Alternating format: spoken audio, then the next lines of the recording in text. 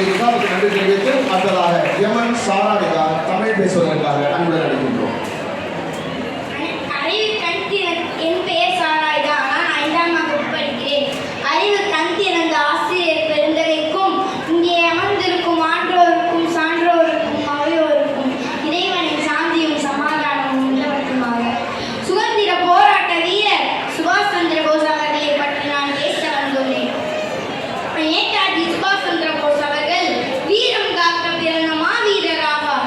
ஆங்கிலேயருக்கு சிம்ம சொப்பனமாக விளங்கிய அவர் சுதந்திரத்திற்கு பாடுபட்ட பல ஆணி வீரர்களின் தலை சிறந்த ஆணியராக திகழ்ந்தவர் நேதாஜி சுபாஷ் சந்திர போஸ் அவர்கள்.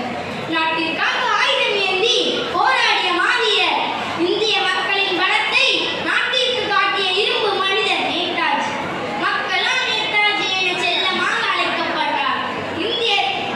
இந்திய தேசிய ராணுவத்தில் முதலில் உருவாக்கிய பெருமை இவரே சேரும்.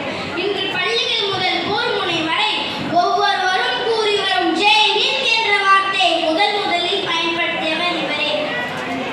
இந்திய தேசிய ராணுவத்தில் பெண்களுக்கு தனிப்படையை உருவாக்கி அந்த தனிப்படை பிரிவுக்கு ஜான்சி ராணி என பெயர் சூட்டினார்.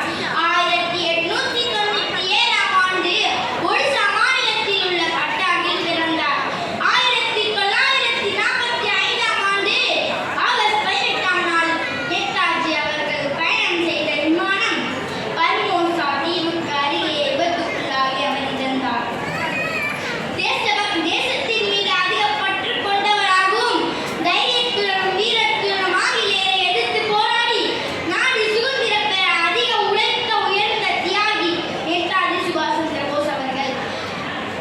தன்னம்பிக்கையை மனதில் பதித்து விடாமுயற்சி செயலில் காட்டி தேசபக்தியை நெஞ்சில் சுமந்து நேர்மை வழியில் நடந்த சுபாஷ் சந்திர போஸ் அவர்களை பற்றி பேச வாய்ப்பளித்தமைக்கு நன்றி கூறி விடைபெறுகிறேன்.